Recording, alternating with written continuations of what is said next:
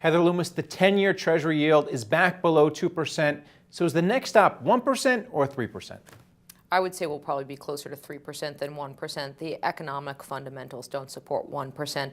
The only thing which appears to be driving it lower is the slightly lower inflation, which we're seeing right now, and then the European and Japanese buying programs, which are making our bonds look relatively more attractive. Either way, yields are really low historically. So is high yield a good place to step in now that the high yield sector is sold off because of energy worries?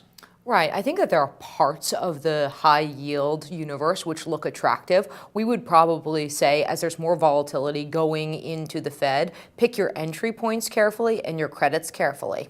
And you're more of a fan of preferreds. Tell me why. So within preferreds, we like them for a few reasons. From a yield perspective, they're one of the few parts of the fixed income universe where yields aren't at all-time lows or through all-time lows. So 5-6% is still achievable. From a credit standpoint, you strip out all of that energy noise because a lot of the issuance is banks and financial institutions where the credit has improved over the course of the past years, and we feel very comfortable there with many of the issues. And then from a tax standpoint, approaching April 15th, we're looking at a lot of people who are interested in tax-sheltered income, which you can find in parts of the preferred market. Let's talk a little bit about foreign bonds now. What about European bonds? The ECB is buying them. What about you?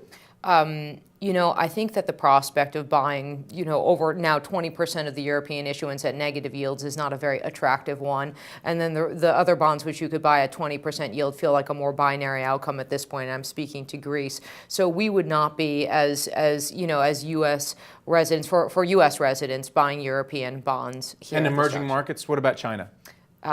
Emerging markets, we would not be buying at this point either, just because of the strong dollar. All right. Thanks a lot, Heather. Good to talk to you. And thank you for watching The Street.